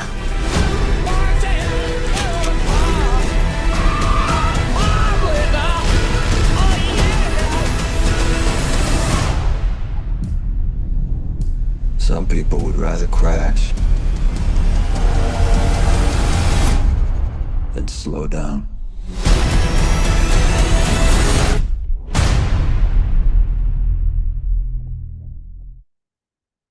It's such a weird name for that trailer, like the movie. I feel like watching the movie and then it feels like that was like the temporary name, and then like nobody came up with a better name, and that just became the name of the movie. It's just so like the bike riders. I don't know why I closed the share screen. Oh yeah, I know we're talking. Go ahead. What do you think? Keep on giving more analysis. I feel like it's like trying to tap into the biker thing because it's kind of cooled off for a minute. Like Sons of Anarchy's kind of chilled out. Things are cooled off. You know, Netflix and all them aren't shoving bad versions of those shows in our faces no more. And it came in. It has a lot of potential. It looks like a lot of tropes I've recognized and seen before. So like, I don't think it's gonna do anything new. It looks like it's gonna deliver exactly its like adventure-esque feel. And if you really just want to watch a bunch of white dudes run around on some biker shit mixed with some like justice shit and what's right shit, then that's the movie for you in Chicago, because apparently it takes place there. Work. That was my best breakdown. Are you gonna watch it? Probably not. No. Probably not. Work. I think it's a very white movie. Draft. I think it's a very white movie, right? Like I didn't see a person of color. Not one. Not once. But it's also a period piece, and it makes sense for there to not be, I guess. I don't know. Like there could be people of color in the back, not in the movie, and I guess not every movie in theory has to have people of color, but it would be weird that Chicago at any period of time doesn't have people of color. Right. But whatever to that. Aside from that, the cast looks good. I'm a fan of Tom Hardy's work. He's a good actor. He does very well in roles like this, tough guy roles. Like he's like one of the better tough guy image actors out there. So it would seem that this role is like built for him, you know? Like, oh, he'll excel at a role like this. Right.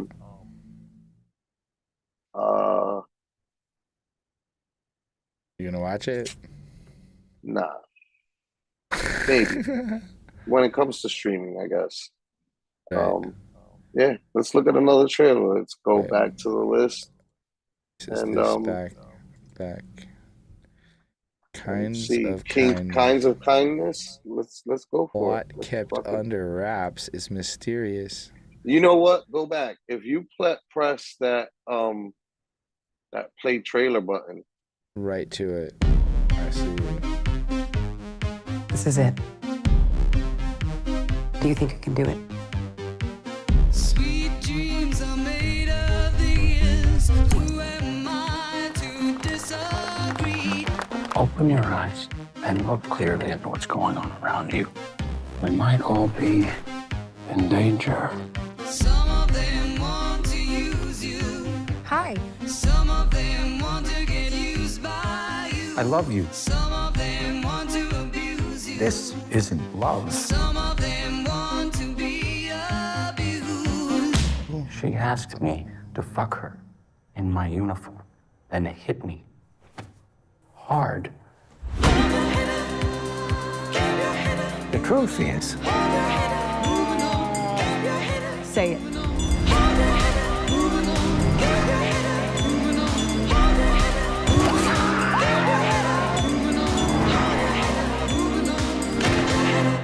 We didn't, obviously, fuck.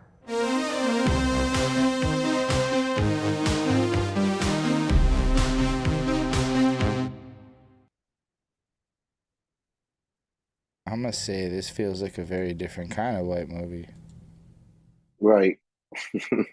This one did technically have two I people of could see. color. I could see Two. this being like a A24 type of movie. Like A24 just passed on it. You know, and we're like, we've got enough of this already for the year stacked up. I mean, I'm probably Chris is not gonna gonna watch it. this. I'm not gonna I'm watch probably it. not gonna watch this. I don't really. I don't know. There doesn't seem like there's a lot of draw in it unless you're really into watching these actors interact. Like when he said something like she wanted me to fuck her, I was like, I'm out. If that's your shock twist, bro, I'm not. It's not for me, and I'm good. That's not my kind of Right. shock twist. I don't know Right. if I'm gonna like this movie.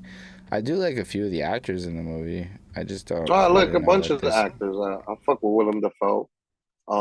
And even that redheaded dude, he's a pretty good actor. He's young, and I watched his come up through like sitcoms. I think I first saw him on damn, I forgot if it was like The Middle or whatever. The point is, I've seen him from like early on in his career to now. He's a good actor.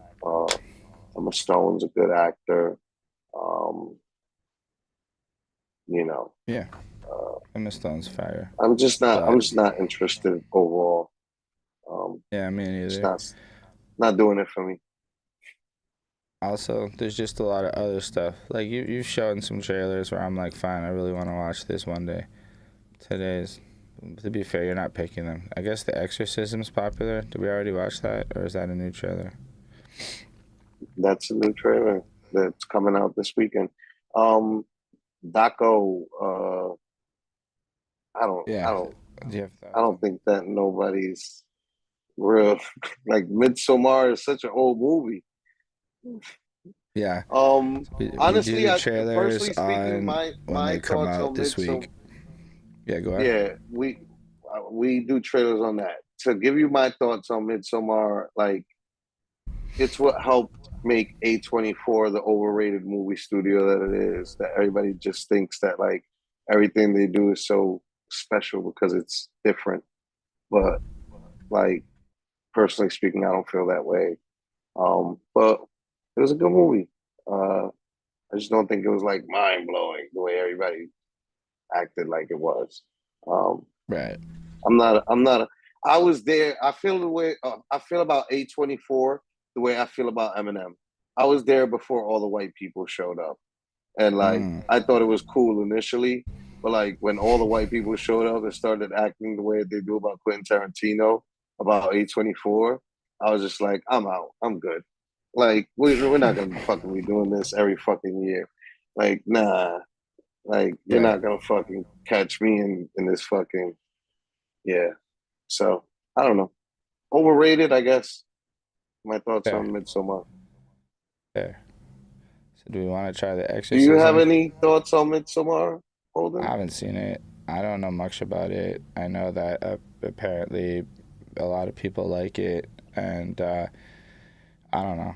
Maybe one day it'll be watched, but it's like on that list of stuff I would watch to be able to talk about it in conversation more than out of a real true desire to Want see it. to watch it, right? Because, like, if it didn't really break into, like, my life yet, and I never felt, like, the compelling, like, it just never hits my timelines. Like, maybe it's a virtue of me never bringing it up, but it never shows up. So I never think about it. And then I guess, like, if it came on one day or, like, it was just random, I'd watch it. But maybe after talking about it, I might be more curious. But, like, I don't know. It feels like there's a lot of other better things I would like to watch that are more interesting to me.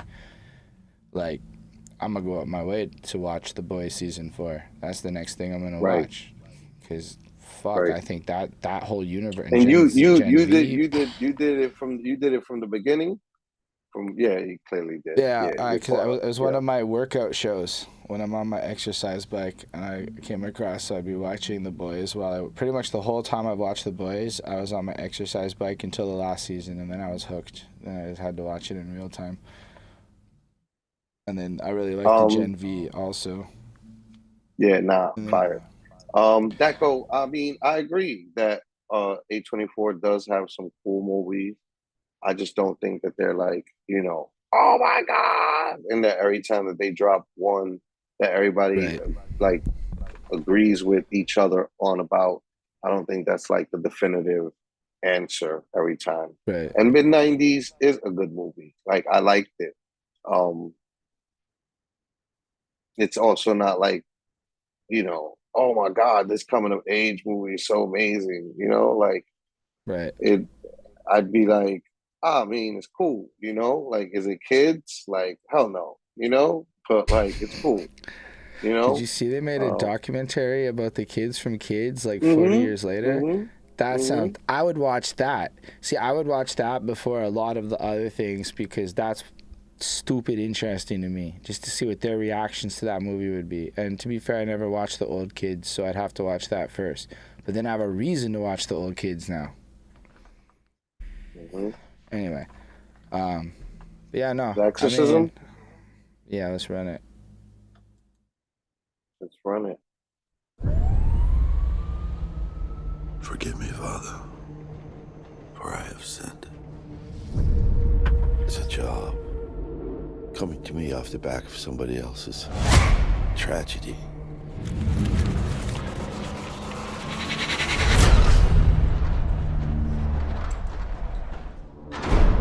Wow. Bad, huh? So what's with the stage? Have you forgotten what kind of movie we're making?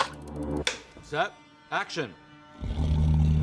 Lord have mercy. All kinds of messed up stuff happened when they were making movies like The Omen or The Exorcist. And the guy your dad replaced? Everything's cursed.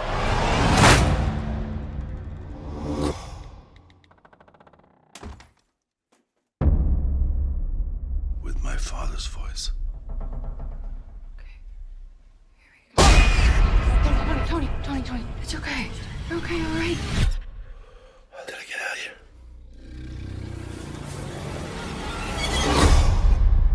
So you're blacking out again? What is it this time? This is something else. He's off his meds. He's erratic. Father, what do I do? I was saved once. Didn't believe that it could happen again. Can he be saved?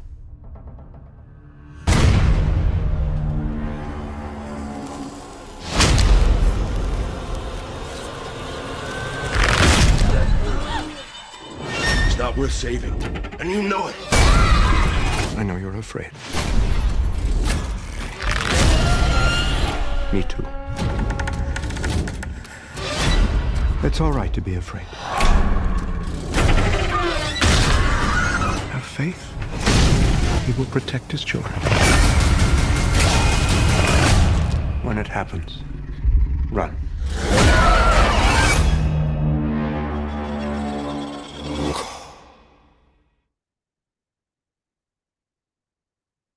I will say that's the best trailer I've seen tonight.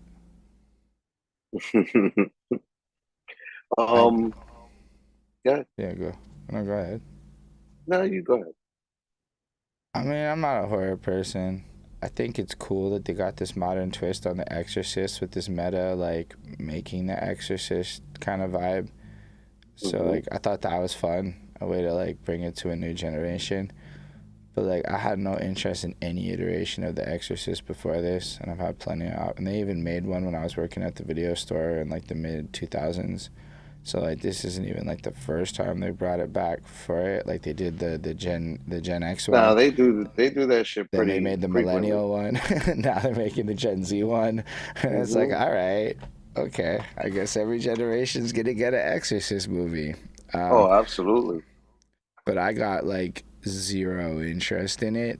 But it looks like it is well made, and I think that like if it's Halloween time and I have to watch a horror movie because Bonnie's decided it's a horror movie night, this would be a contender. It'd be a contender. Probably wouldn't win. You'd probably still Depends. watch something else.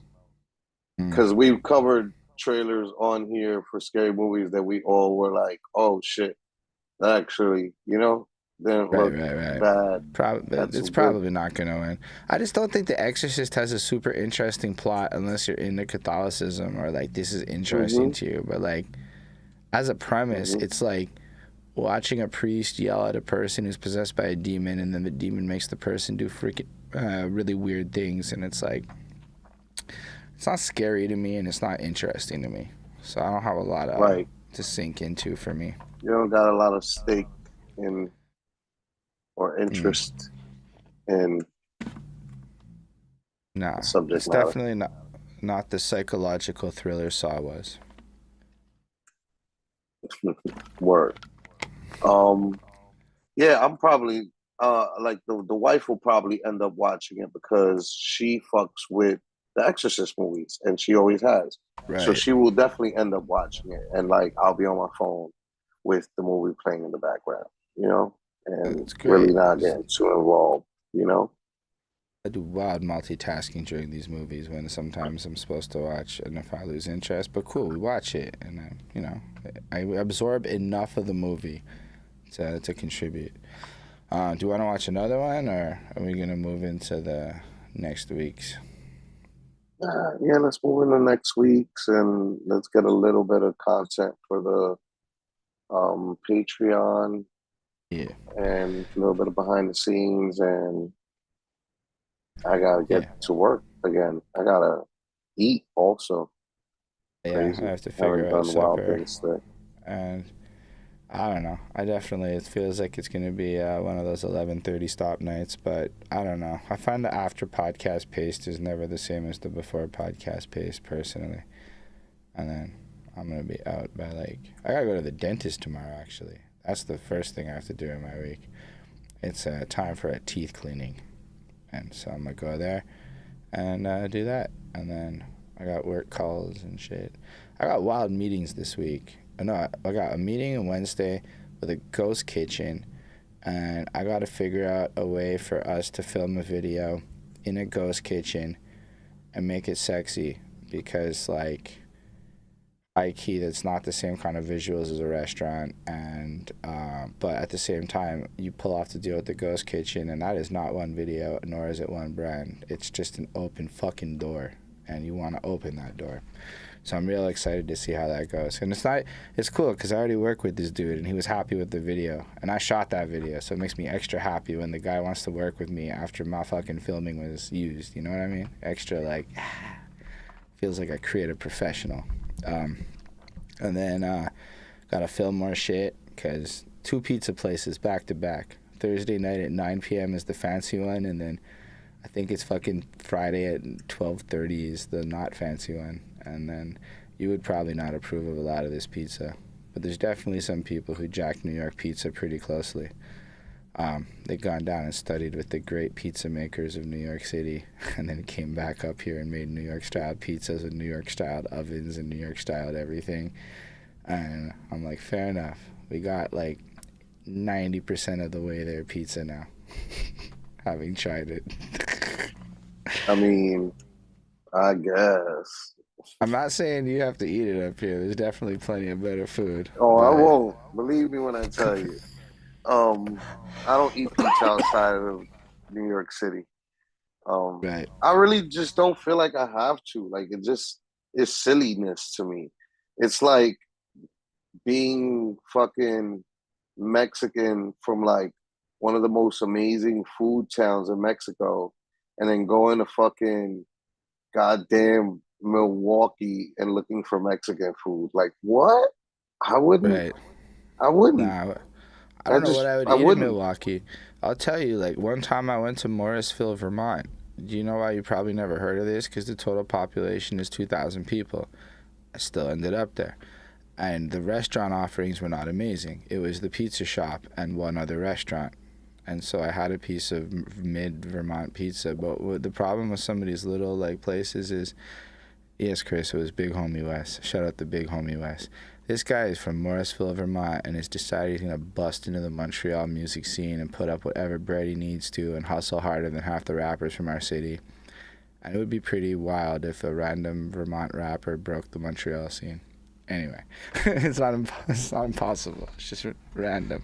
But yeah, so like, what do you do when you're in Connecticut? What do you actually eat? Like, what are the options? I feel like you would high-key be... So now that I'm a bougie eater, I'm becoming a bougie eater, we'll call it that. Now the lower pay grade foods isn't tasting the same anymore.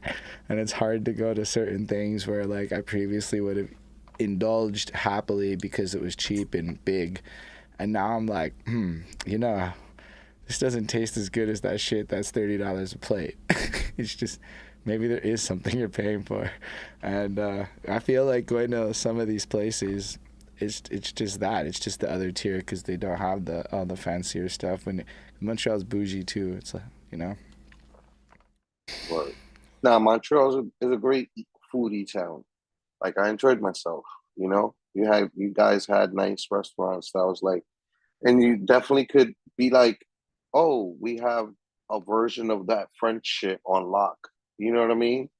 Like, and that's dope. Like, to be like almost like a mini Paris outside of France in the Americas and be known for that. That is totally up you guys' vibe, alley, and would be honestly, how I would if I was in charge of like marketing Montreal.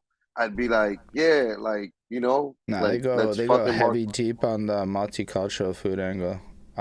Cause like pretty much from May to like August, every weekend is another cultures food festival, and like all these, it's like, I'm not gonna compare to quality, but it's super similar to New York. We have that many immigrants from that many different places that have opened up that many restaurants where you can pretty much pick a culture, and I won't say there's as many options in all cultures, and maybe it's not open as late, but you can find pretty much any country on earth has a restaurant in our city. Like, there's like 5 Ethiopian places, right? Like 5 separate Ethiopian restaurants, and like a couple of them are like fancy as shit, and like, you know, like, so you got all these vibes and all these cuisine types, and what really ends up happening is they all become these Quebec fusion restaurants. So it's like, they all end up with the poutine, and then they all end up with like the cheeseburger, but it's all like with the fucking twist of the local cuisine. So I really think Montreal is fucking good at taking other cultures and blending it with the local shit, and really doing a good job of like resourcing local food and doing it, because pretty much 80% of these restaurants are doing sustainable local farming and shit, right? Like, they're all doing the eco-friendly, high-quality ingredient shit. So it's like, the only real differentiator is, can your shit taste real good at this point, which is fucking great for the city because it means food just gets better across the board. and more expensive. That's also happening. Right. Anyway, I talk about food a lot. I don't know what else I'm doing this week except for grinding Uber, and there might be like an event or some shit I agreed to that I forgot about, or a couple of things that are happening in the city. But like, I'm kind of more like, how can I hit certain numbers of money before Puerto Rico so I can spend like not really stressing a thing. That's all my goal is right now, because it clicked. I'm actually gonna make no money that week, so I really got to make a little bit extra. Facts. Nah, I'm gonna still be making money. I got a week of Sail GP ahead of me. Like, their event isn't until this weekend, so like I got like 9 days on this job. Next Monday is gonna be hard, Hopefully Bax or Mel can hold it down, replace me.